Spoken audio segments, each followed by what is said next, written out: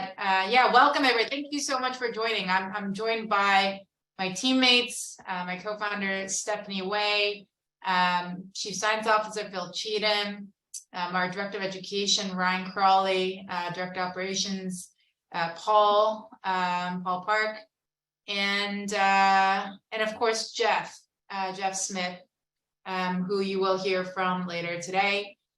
Before we get to the fun stuff, I just wanted to give a quick couple housekeeping notes and a bit of an introductory remark, if you will.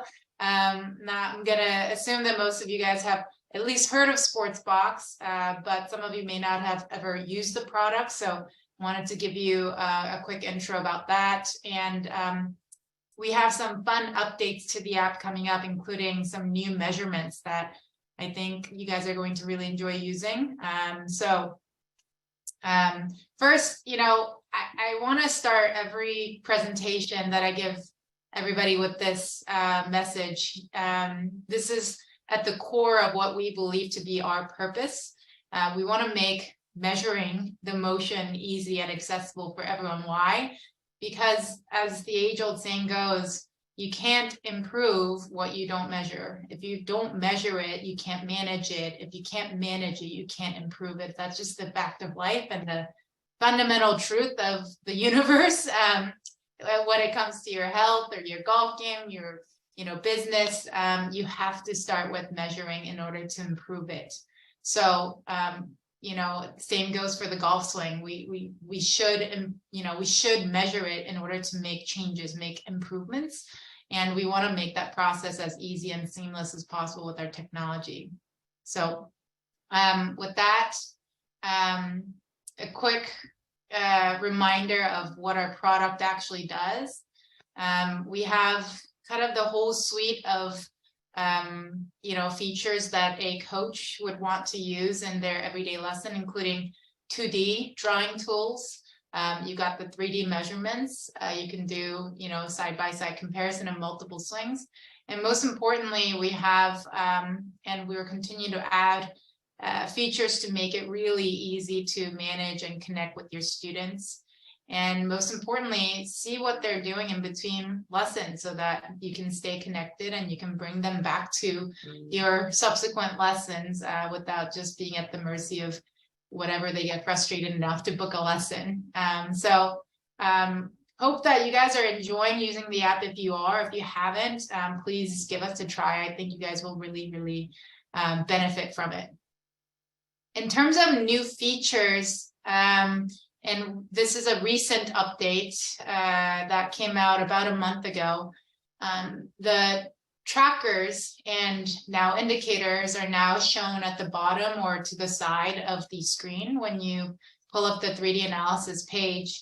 And every one of these trackers, you can tap on it and it brings up a series of charts that show where the golfer's swing is versus a tour range. And this is something that you guys have been asking for a year and a half, basically, asking, hey, what's a normative range? Like, what is a quote unquote good number? And we wanted to, instead of just handing over a PDF of these numbers, we wanted it built into the experience that it was super easy for you to reference. So as soon as you tap on it, you can scroll across, address halfway back, top, halfway down throughout the entire swing, and immediately see whether your student or your subject is in range or high out of range or low out of range, and immediately decide to dive into it more and decide how you want to interpret that data and with the bigger picture in mind. So doesn't mean that they're bad, right? It's just is high or low versus the tour range, and it's for you to decide how you want to act on that data. So this is hopefully a feature that will, make your everyday lesson a little bit quicker, decision-making a little bit quicker. And we have some updates to the numbers as well, the variety of numbers that we offer. First, I hope you guys have seen hand speed numbers. And we have now something called indicators. So instead of just having trackers, which, as you know, there's a tracker value for every part of the swing. So every frame of the swing video, there's a tracker value that changes throughout. Indicator is something that is singular, a one number, one value at a single moment in the swing, such as moment of impact or chest turn at the top of the backswing. That is one number for each swing. And it, again, it goes towards shortcutting the process of seeing the data you're interested in. So speaking of mid hands, you know, the number that most of you guys will want to look at is hand speed max, right? Of course, you want to look at throughout the swing, but the most interesting data that relates directly to things like club head speed is the maximum, the peak hand speed number in the downswing. So we have a indicator tile for that so that you don't have to select mid-hand speed and then kind of scroll to find the maximum time where it peaks out. We also have indicators like X factor during, like max X factor at transition. So as the player transitions from at the top, like where does it max out? So another way to quickly reference something that's interesting for a golfer. Lead wrist angle is something that's coming out next week. So that's the angle between the shaft and the lead forearm. And again, like I'm sure that's something that you guys have all been waiting for. So hopefully, yeah, you'll get a lot of value out of that. We also have like shaft angle face on, which I think Jeff is going to talk about later. And of course, sway gap, which is one of the main topics for today. So I'm not going to elaborate on that, but if you guys have the app, please, you know, go digging into all of the numbers because we have a lot more than what I'm showing here. Last housekeeping note, we've created a program called the 3D Golf Bootcamp. And this is from a year and a half of having the product out there and getting a lot of feedback saying, hey, this is great, but I want to learn more about how to use this data. How do I integrate this into my everyday lesson? And how does my student benefit from this? How does my business benefit from this? And so we've put together this comprehensive training program that has 5 30-minute weekly sessions where you work with our Director of Education, Ryan Crawley, on all of those topics. It ranges from the topics that are covered in level 1 certification, so like pure education component, as well as, you know, how to use this technology to better your, you know, management of your students or, you know, increase your coaching revenue, all of those things. It comes with 2 months of the subscription for free and 6 PDR credits for US PGA members. And it's $400, which basically is, you know, it's basically the value of the two months of subscription. So really the best way to dip your toe in before you commit to an annual subscription with Sportsbox. So highly recommend you guys check this out. If you scan the code at the bottom right, point your phone at it, you'll be able to find out more on how to sign up. So with that, I'm going to hand things off to Phil and Jeff. Jeff obviously needs no introduction in this room. You guys are here because you know how great Jeff is. But he's a PGA Tour coach, and currently he wanted me to let everyone know that he has moved from Vegas to Memphis, Tennessee, to Spring Creek Country Club. Is that right? You got it. All right. So with that, let me hand things over to Phil. All right, let me share my screen. Just a second.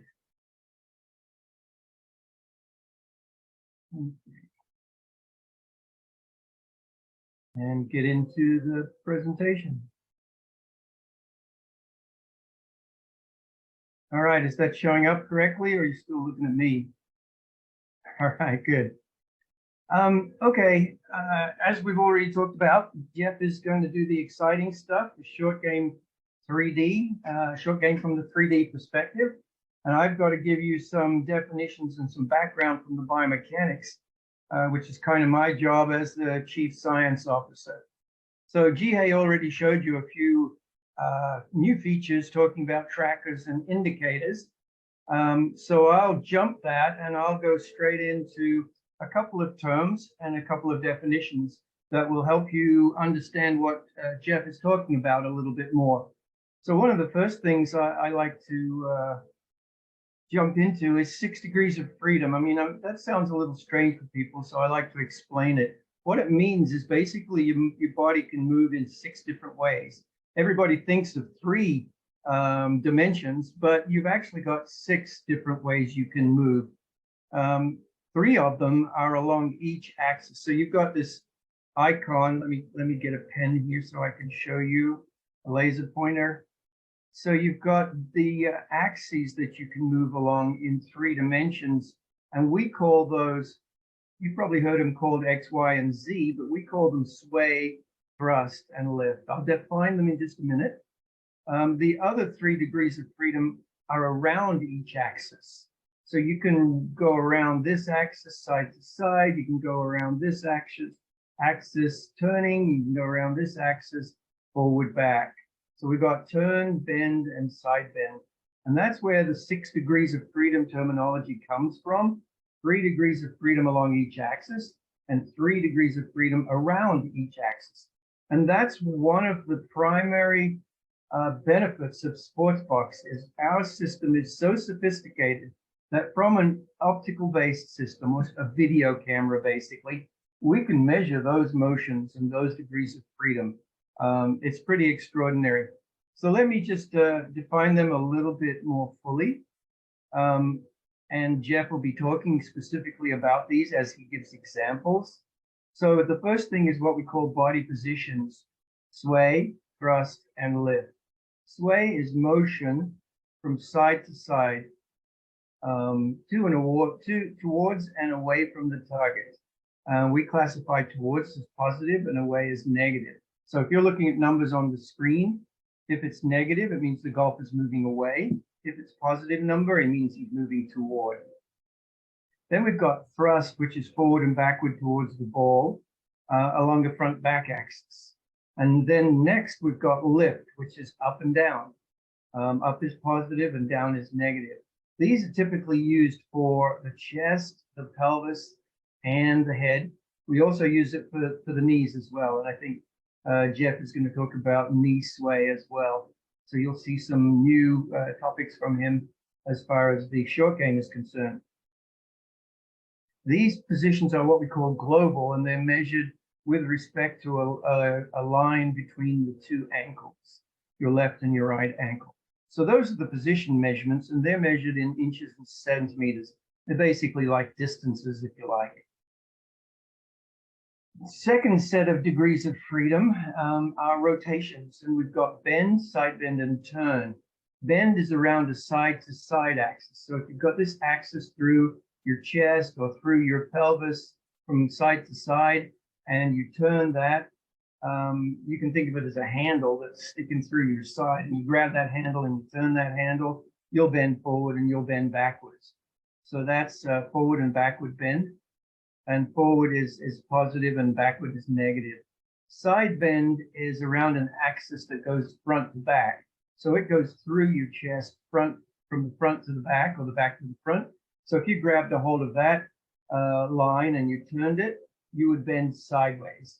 And your chest can bend separate to your pelvis. That's the important point too. You don't bend or side bend or turn as one unit, your pelvis, your chest, your head, because you've got joints in between. They can all move independently, and we can measure that independent motion. Finally, turn, which is probably the most popular one and the easiest one to understand, is turning around an up-down axis. So of course you turn about 90 degrees in your backswing, and then you turn down into the downswing and turn significantly into finish. One of the things that is important to remember though, turns are measured with an axis system that is placed in each body segment.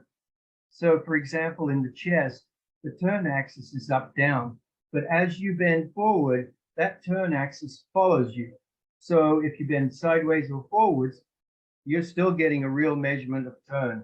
Unlike if you were to put a camera above and just look at the camera straight down, that would not give you a correct measurement of turn. That's why 3D is so powerful, because we can measure it directly down the spine line and know exactly how much turn is occurring. Very important. So typically it's for the main body segments, pelvis and chest, and we can do it for head. We can do it for the other body parts as well.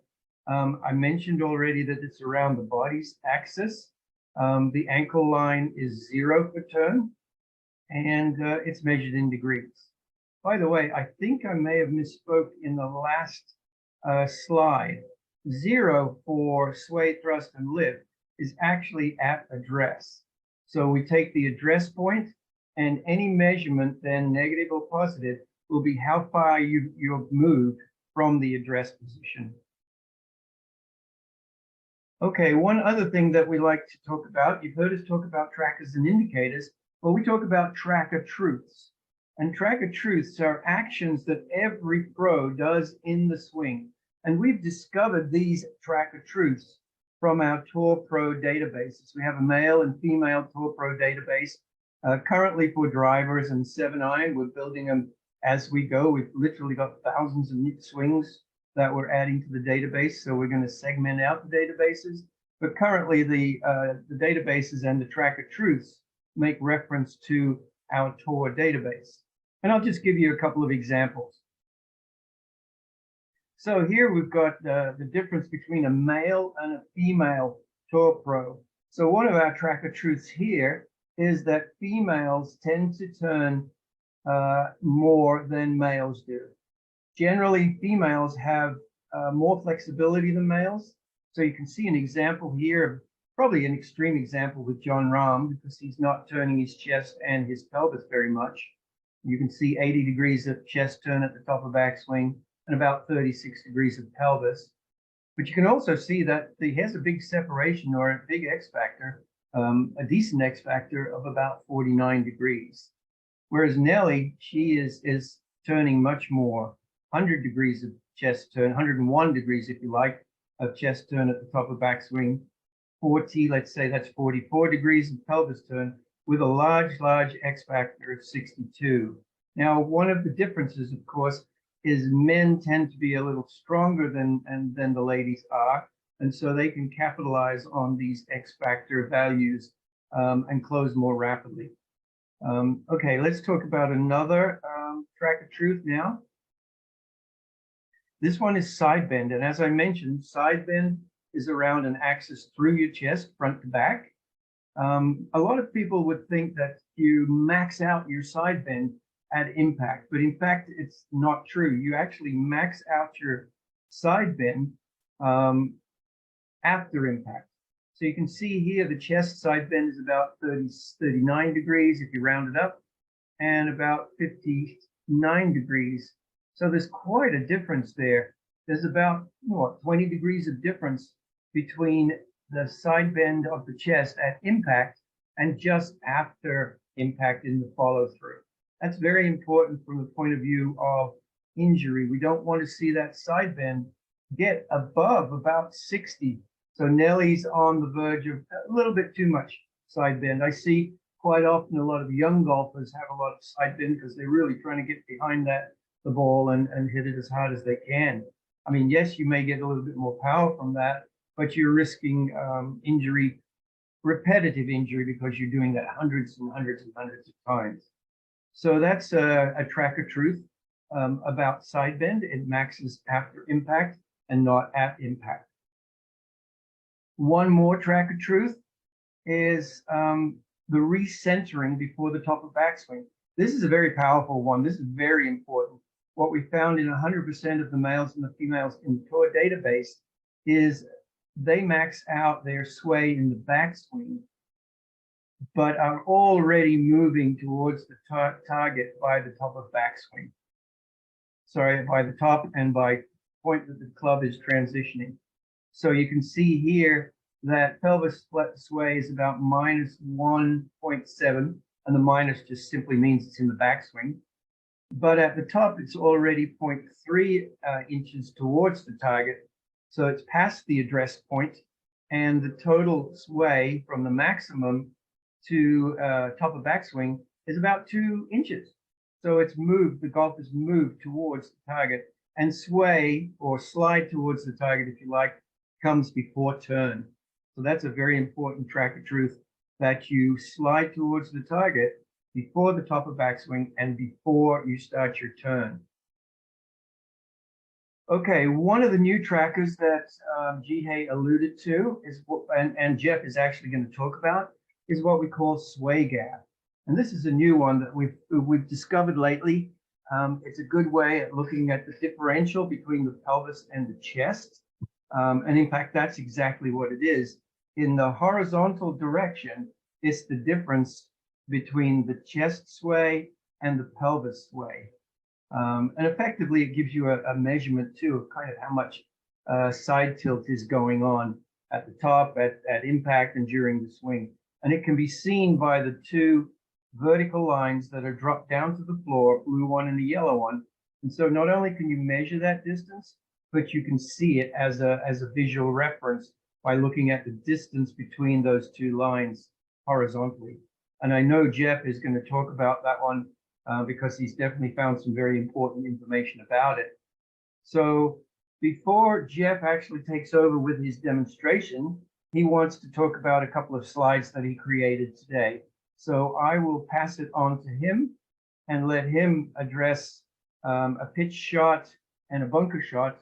And go ahead, Jeff. Perfect. Thanks, Phil. First of all, thank you guys for having me, and I appreciate all the folks out there who taken time out of their Friday night to get on this call. So when they asked me what topics did you want to cover, and most people come to me for full swing instruction, and I think I'm kind of known a bit for working with players on their swings, but I really love the short game as well. I do a lot of that coaching with my junior golfers, my college players, and even a bunch of my professional players. And just messing around one day, I wasn't even aware that Sportsbox had the capability yet of measuring some short game shots. So Phil, I apologize. Jeehae, I apologize for kind of throwing this out there on you guys, but I felt like it would be an awesome topic, a fun topic to discuss. And, definitely, I think there's a couple of key takeaways that our audience can learn from. So what we're looking at here, just a few screenshots of one of my PGA Tour players who I would consider very good short game and very good technique. And, Jeehae mentioned earlier the importance of measuring it. And as a coach, I really can't agree with that enough. And the reason why I believe so strongly about that is because it not only holds me accountable as a coach, but it prevents me from necessarily working on things that are not going to give us traction, that are not going to make the player better. It also leaves a breadcrumb trail of how we got to where we're at. And so, I tell my players all the time, they might be on the range striping it and I'm filming their swing, and they're like, "What are you doing? Why are you filming my swing?" And I'm like, "I'm just documenting. Like, you're hitting it great right now. I want to know what we're doing." And so having the capabilities to document in 3D is something that, we can look back on, weeks from now, months from now, even years from now. I've got 3D data from, PGA Tour players that Phil captured for me 6 years ago, and I still kind of reflect upon it today, just to see where players are and where they've come and how they've grown, and I can't overstate that.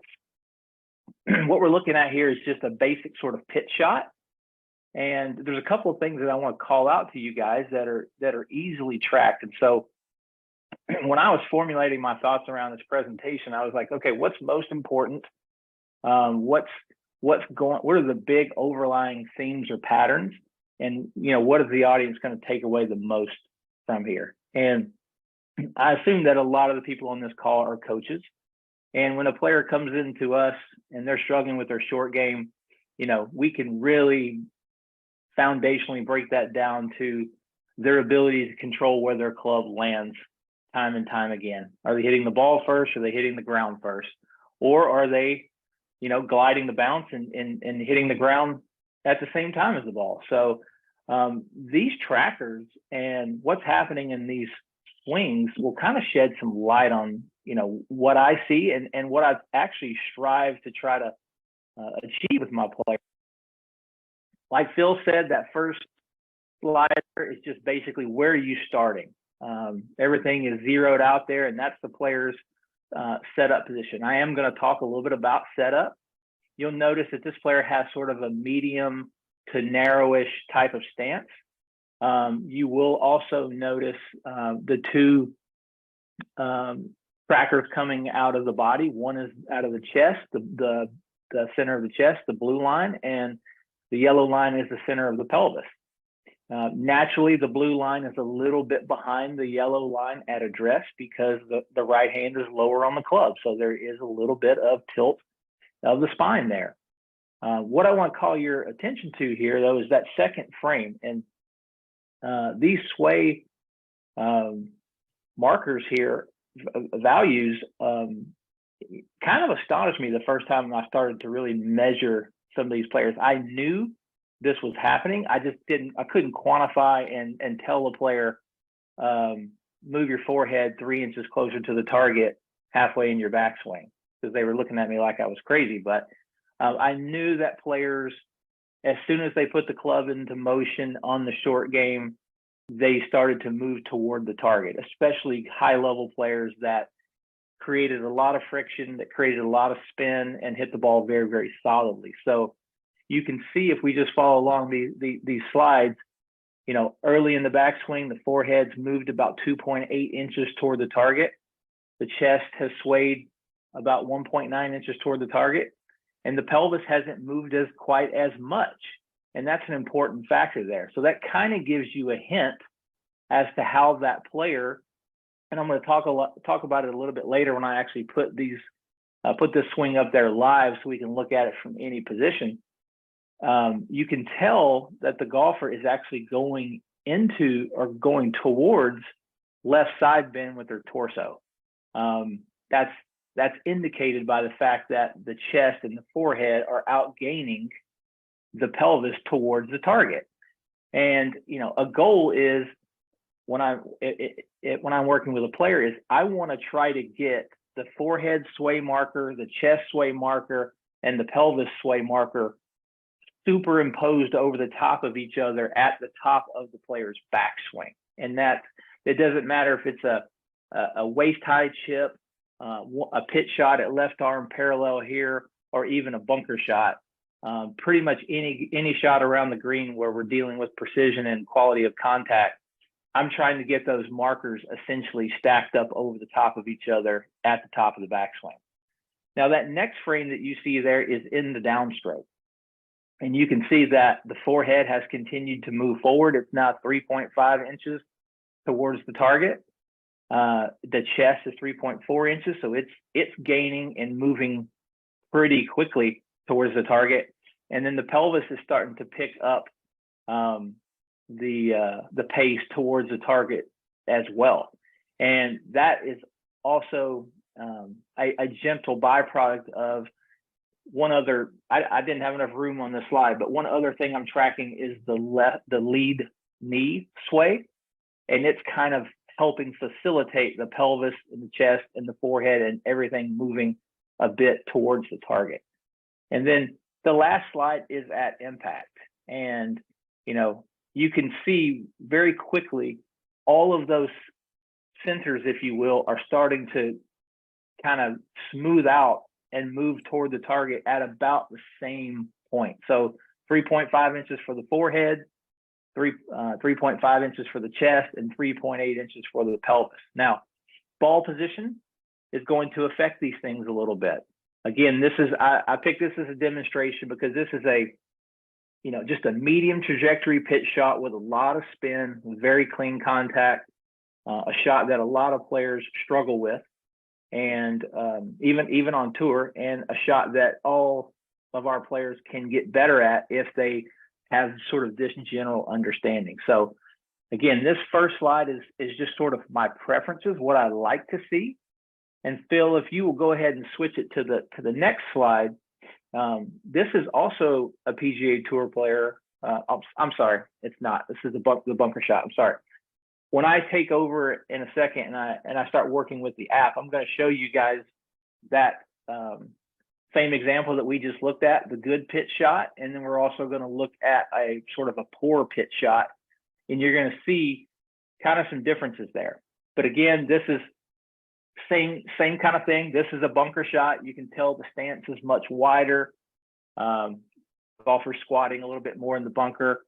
Obviously, you can again see the starting point kind of zeroed out there. Early in the backswing, pelvis sway, chest sway, starting to lead the charge, if you will, toward the target. And then in the downstroke, the pelvis is going to be out racing the chest and the forehead, simply because the lead knee is really kind of getting out of the way. You'll notice that a lot of golfers will sort of move down and into their left knee in a bunker, and that is simply to drive the low point of that swing arc closer to the golf ball.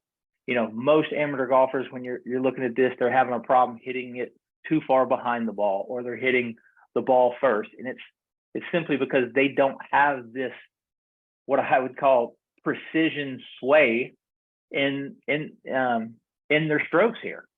And again, I like to see those markers getting very close to each other in terms of values here, really close at impact.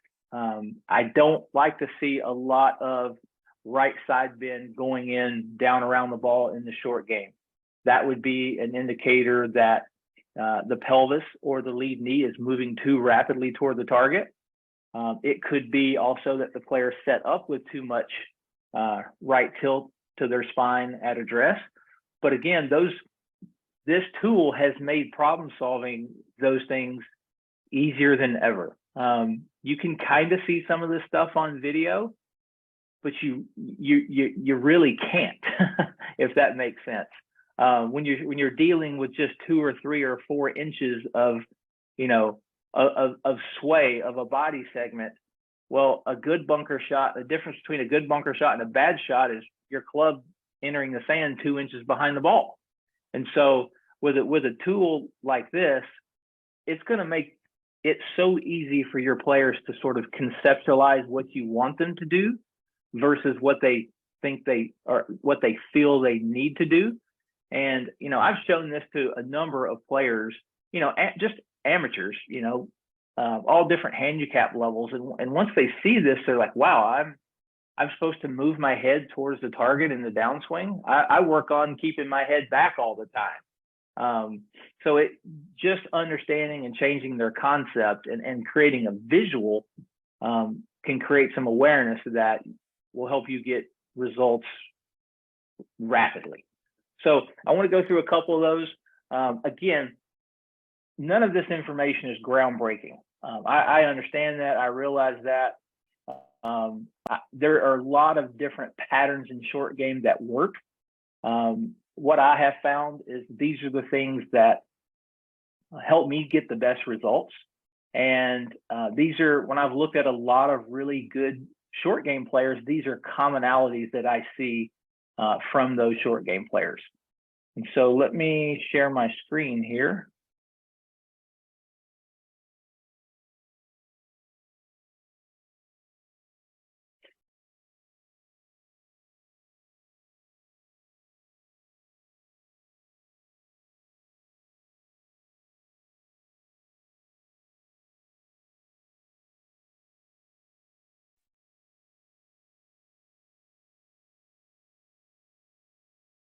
Not seeing my screen. Let's see.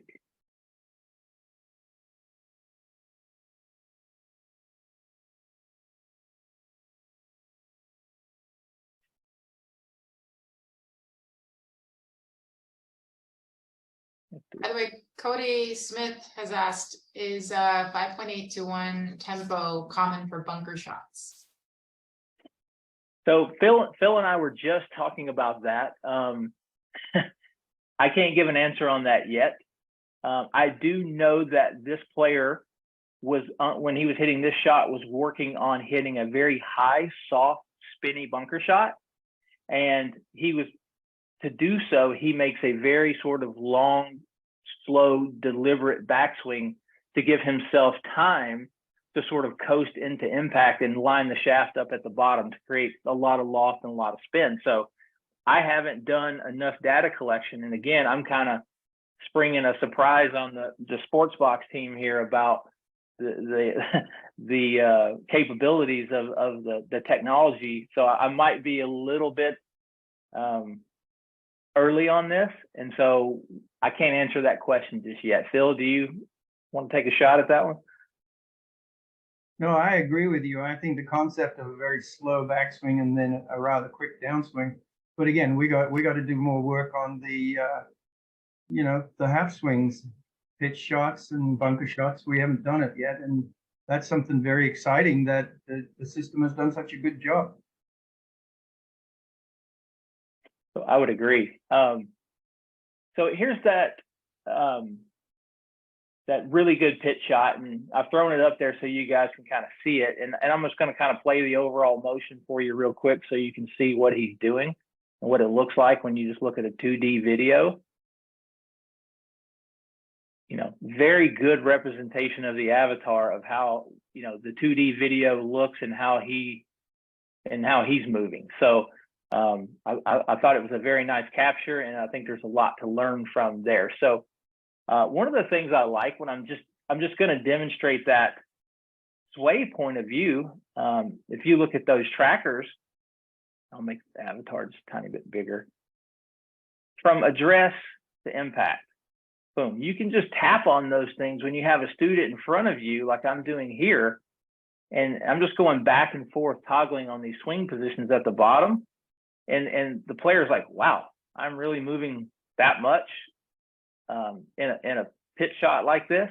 And so again, the visualization of your concept really, really makes it easy to cover these things. So if I scroll through down here at the bottom, here's a couple of other things that I'm looking at. There's the lead knee sway. Again, obviously it's leading the charge toward the target on the downswing. There's the sway gap that Phil mentioned earlier, and I don't want to deal in absolute truths yet in the short game, but of the 50 or so players I've measured on Sportsbox and in 3D, because Phil and I have done some 3D measuring of short game players for a number of years now.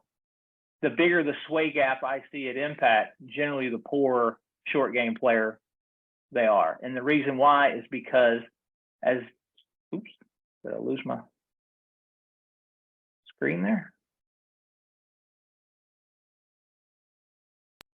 Yeah, sometimes Google bounces you out, unfortunately. So you just get back in again. Technology.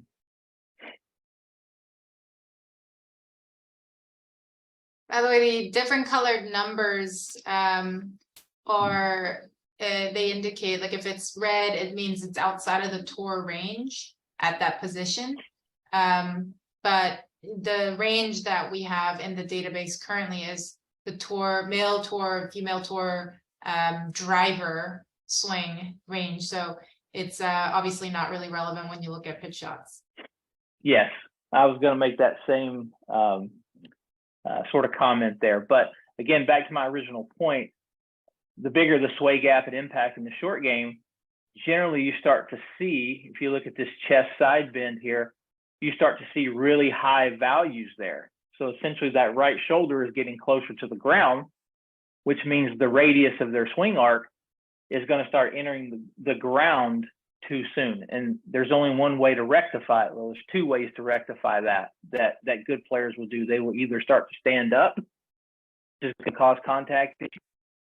They will start putting force across that shaft, really kind of leaning the shaft to not hit the ground. And so man, while you might be able to, hit low shots that way, you're going to really struggle with hitting higher shots, leaning the shaft that way. I wonder if my phone's going to sleep and that's why it keeps doing it. Because I look up at the screen, but we'll get it organized here. All right, so we're back. All right, so I better keep my fingers on the phone, keep this going. So, again, I'm just going to kind of roll through the rest of the data points here that I see. Let me go back to impact. And I also love the fact that, I've got a 2D video up there that can kind of validate precisely when impact was. I mean, the ball's on the club face right now. So the data that I'm looking at down here at the bottom is about as exacting as I ever need to be in a coaching setting. So chest turn, notice that the chest isn't really very open like it is in the full swing. We'll see values of the chest, sometimes 20 to 25, 30 degrees open in the full swing. And that just simply isn't happening in the short game with good players that are hitting softer pitch shots. Now, I do have a lot of players who struggle with short game shots that do have their body segments really open. Pelvis will be gently open again. Normally in a full swing shot, it's somewhere in that 30 to 40 degree range. And again, if you're curious on that, one of the new features I really like, if you just tap on that pelvis turn button, you're going to see the benchmarks there for the tour ranges. So at impact, in a normal full swing, 31 to 50 degrees of rotation with the pelvis at impact. And we're seeing way less than that in good short games. So again, there's so many cool features here that make our job so much easier. I really encourage you guys that that have subscriptions to kind of dig in and spend some time here. So those are basically the tiles that I will have on the screen when I'm working with someone on their short game. So I'm looking at those sway of those segments: forehead, chest, pelvis, and lead knee. I'm looking at that sway gap to make sure it's not getting out of control at impact. And then I'm looking at how much chest side bend and generally rotation that player has.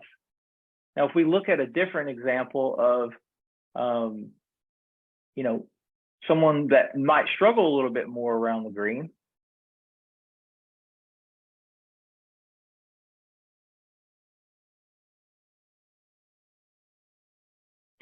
There's gonna be some commonality. There's gonna be some similarities in the way that the players move, but in the setup, you'll notice that his head is much more behind the ball. Players got probably a little bit more side bend at setup, and those trackers coming out of the center of the forehead, the center of the chest, and the center of the pelvis aren't quite as tightly lined up early in the backswing. So if we just kind of go through a couple of positions here, yes, early in the backswing, his forehead, his chest, his pelvis still moving toward the target. But there's quite a big gap there from where that tracker is coming out of the forehead versus the pelvis. So I know this player's tendencies are to set up with too much spine tilt and then turn with a little bit too much spine tilt. And it really puts the center of their chest and their forehead a little bit too far behind the golf ball. Go on a few more positions. So this is kind of top of backswing. This was more of a longer chip shot. This wasn't a pitch shot. It was a lower flying shot. Again, commonalities: forehead, chest, and pelvis, and all sway into the target. Now, you'll notice this player doesn't quite have the lead knee sway as strongly as the other player did. This player internally rotates their left leg a little bit, which kind of allows him to drift off the ball. So that would definitely be a coaching point for me in a session with this player, would be getting them to stack those centers up a little bit better at address, and then sort of feeling that left side bend go in, feeling that forehead, left shoulder, left ear, if you will, moving gently toward the target, early in the backswing. And then as we kind of look at these sort of real-time moves into the ball here, you'll start to see a little bit of a picture here. This golfer's pelvis starts winning the race, starts dominating the race towards the target. And the problem with that is it starts to create too much side bend. So if you remember earlier, the other player maxed out at about 10 degrees of side bend, and now this golfer is already at 18 degrees of side bend. So we're going to have the radius of the swing arc trying to land on the ground a little too soon, unless this golfer starts making some compensations down here by the ball. And he's trying. He is swaying much farther than the other player had to do at this point right here. Pelvis to get him to impact. I think one more frame. So this is probably impact somewhere in this ballpark right here. The pelvis has far outswayed the chest and the forehead. And again, we want to see those body segments kind of stacking up over each other in the short game. This is going to lead to too much side bend, 15 degrees of right side bend of the torso, and the golfer is going to have two options. Shove the handle forward, which is going to decrease loft, take away bounce, bring the leading edge into play, or the golfer is going to have to start standing up. And we've got a way of measuring that as well. So again, this is just kind of an example of good chip technique versus poor technique, and what do you see in the differences? We're going to take one last look at that bunker shot. And again, this is what I would consider good bunker technique. And you're going to see a lot of the same similarities.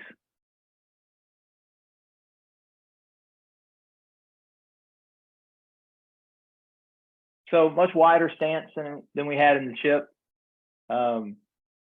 Get everything kind of zeroed out here. You'll see the lines are pretty tight over the top of each other here at address, even though the right hand is significantly lower on the grip. And the reason for that is because I have this player feeling like they're in just a little bit of left side bend at address. So normally he would have his upper body and his head way much more behind the ball. And again, when we started, he struggled with contact in the bunker. A lot of fat shots. And, you know, that's definitely the problem. So as soon as I look at the screen and take my eye off the thing, and it goes to sleep.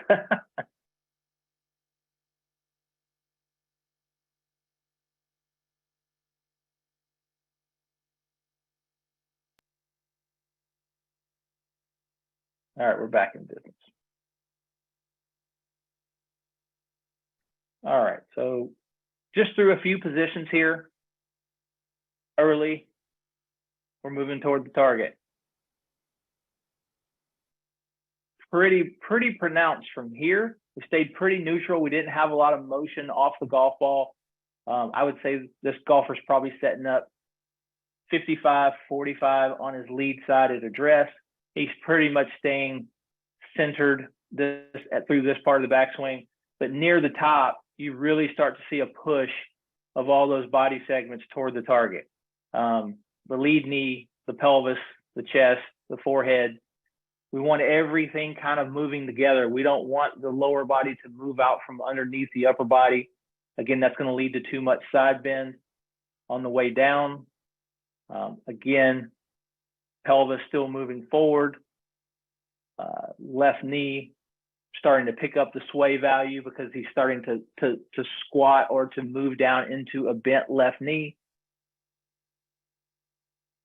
And to impact, I think we're one more frame about right here. There's always going to be in the bunker just a tiny bit of separation. And we look at that through the sway gap there, 3.9 inches. If you'll notice, it was very similar to his pitch shot. And that's one of the things that I look for in consistency is, do they have this kind of the same sway gap at impact, whether they're hitting a chip shot, a pitch shot, or a bunker shot. And there might be a little bit more in the bunker because it's a much more dynamic movement. We're swinging a lot faster. We're creating so much more speed. But they are similar, and that's one of the things that I'm looking towards to make sure that it doesn't get away. It doesn't get away from us near impact.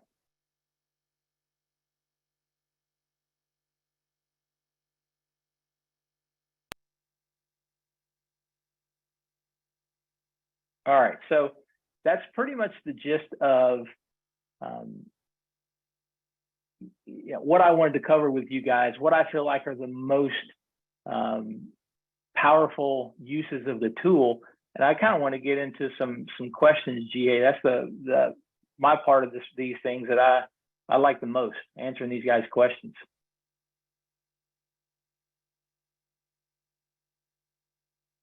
Okay, so Michiaki said, how do we find good zero address? That's a great question. So I'm assuming we're talking about, I'll just use the bunker as an example. Understand there's a few different variables that are going to come into play here. So first of all, ball position. If your ball position gets too far forward out of the bunker, just think about it the same way you would a driver. Ball is the farthest forward, the spine tilts away from the target the most. So we want to play the ball up in our stance, but we don't want to get it too far forward to where the right shoulder has to drop and we create too much side bend. I experiment, or I like to feel the golf. One of the things I'll have the golfers do is when they take their address position, I'll have them take their left hand off the club and just let it dangle by their left knee. And their fingers will generally touch right around the side of their left knee if their spine is in a pretty vertical position. And that kind of gives them the feeling of getting the forehead, the center of the sternum, and the pelvis sort of stacked right all over the top of each other. But to answer your question, this tool is how you're going to do it. You're going to give them some instruction. You're going to have them try a new strategy, a new feel. You're going to film it. You're going to document it. And then this tool is going to show you, oh, wow, we were pretty centered. We did get those. We do have these trackers pretty much over the top of each other. And so you're going to have instant validation in the strategies that you're trying with your players.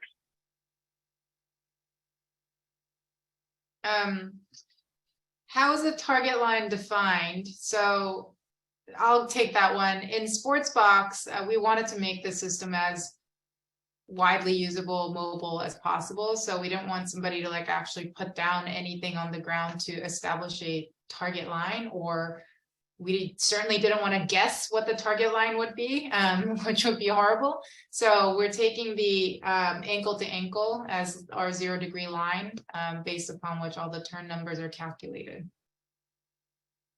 So, and then Perfect. Paul Caster says, Jeff, do you like changing lead foot flare at address to get them to sway the knees towards the target? In a bunker, definitely. You know, it doesn't have to be. It doesn't have to be outrageously flared. I like it flared on about a 30 to 40 degree angle in a bunker, because I also want them to feel like their left knee is moving in that direction in a bunker. I want them to feel like their pressure is moving toward the ball of their left foot in the downstroke, to be able to move that low point closer to the golf ball. But yeah, it would definitely be some amount of left foot flare in pretty much all short game shots. Because if you look at Brandon's pivot here, you know, he's using his body a decent amount here, and in his follow through, his belt buckle and his sternum, which is one of the things that we work on, is sort of facing the target. And if you don't have some amount of left foot flare there, you're going to get binded up pretty quickly in that left knee and left hip. And look, let's face it, most of our players are not tour players, and they need help with rotation at some point. But I also have players that are over rotating in the short game too. So there isn't a one size fits all, but yes, to answer your question as a general theme, I like to have that left foot splayed out just a little bit. I still can't get over our avatar looking this way. Yeah, but It's a new when look. you look at this, so there's some idiosyncrasies in this move that this 3D has captured. So right here, you notice how his pelvis is kicking forward and his chest is extending backwards. That's actually what we're working on this shot right here. He was having a hard time hitting these shots soft enough because his torso was staying into forward bend and forward flexion for too long in the follow through. And this is him feeling more of that. And you can see it in the 2D video, but you can actually see it in the avatar too. It's crazy. That's cool. Jack Kelly says, what do you notice with lift numbers in short game? That's a really good one. I don't see lift values going up in chips and pitches until post impact. I see players in this phase staying very soft in their left knee and it moving toward the target.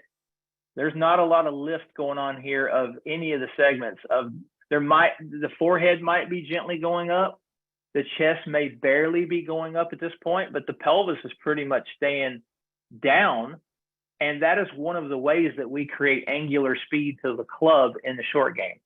And, you know, without getting too technical, that what I mean by angular speed is just the rate at which the club head is sort of passing the hands here through the ball, which is creating a high level of speed combined with loft and clean contact, which is creating a lot of friction. And so most amateur golfers are probably pushing up out of the ground too much and mimicking too much of what they do in their full swing. They're getting too big of stretch between their pelvis and their torso in transition. They're doing all of the things that don't allow for the inputs into the handle of the club.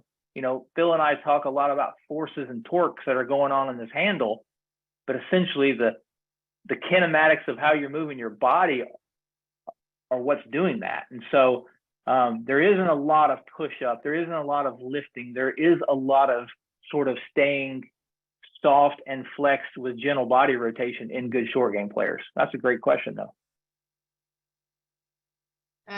Then Coach Daniel Bowden asked, Jeff, do you ever recommend moving the hands down the grip to prevent excessive shaft lean / help players stay more stacked over the ball at impact when pitching?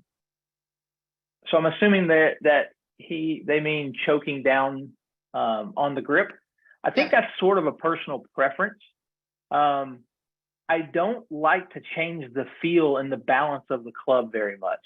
When you start moving your hands down the grip, you're essentially changing how the club is balanced in your hands. And a lot of my guys will typically use one club around the greens at this level. I mean, they'll generally chip most of the time with their 60 because they can change flight and spin characteristics pretty easy.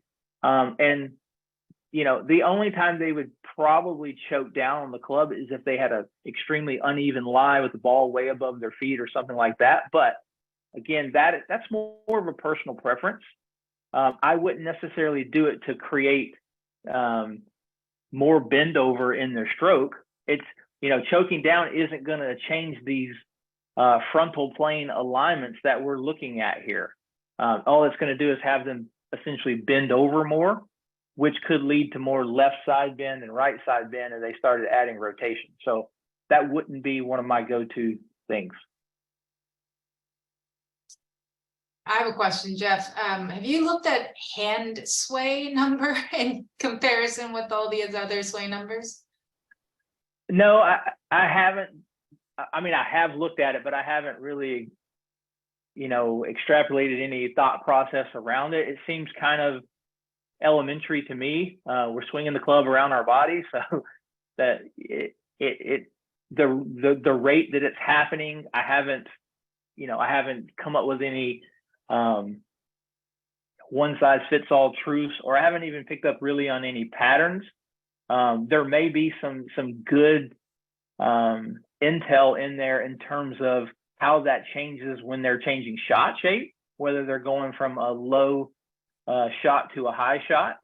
One thing that I do look at a lot, which you, let's throw this up here real quick. One thing that I talk a lot about, Jeehae, when I'm working with a player is the radius of their hand path. What do I mean by that? All right, so if you look at how Sportsbox just kind of traced out or mapped out the midpoint on the hands there, and you can see that circular nature of that trace. And so I call a hand path radius either a wide radius or a narrow radius. And this is kind of going back to the discussion we were having a second ago about how we put forces into the grip, which either causes a big sort of angular speed throughout the shot, or it creates a situation to where we apply force across the shaft and we create a de-lofted scenario. So if you take a Jason Day type of chipper, I would consider him sort of a wide arc short game player. So his trace on his stroke isn't going to look like this. It's going to be much flatter. It's going to be much longer, and the radius of his hand path is going to be much wider. Now, that does a certain thing to the golf club. That changes the inputs of the forces that are going into the handle by that player, which in effect is going to change how much shaft lean there is, how much loft is going to be present, how much bounce the player is going to use. And so that essentially, in a nutshell, the lower the shot, the wider the hand path radius. The higher the shot the player wants to hit, the narrower the hand path radius, like you see here in this trace. But that's a great point, and this is another great way to visualize that for a student. So we're just running out of time, but I'll do one more question. Here we go. On stocked trajectory pitches, do you see a pattern in the timing of when the max hand speed happens? I think it is, let's look at that really quick. It's going to vary. It's going to go back to, sorry, I'm on the wrong. It's going to vary on the technique that the player is using. So are you using a Jason Day sort of method where you have a very wide radius to your hand path? Because your body is going to be driving most of the speed to the hands there, versus this type of technique here, which I would consider some, this is more of a, who's doing some, well, a lot of the players, a Justin Thomas is doing something like this. Tiger's doing, something like this when he's hitting higher, spinnier shots.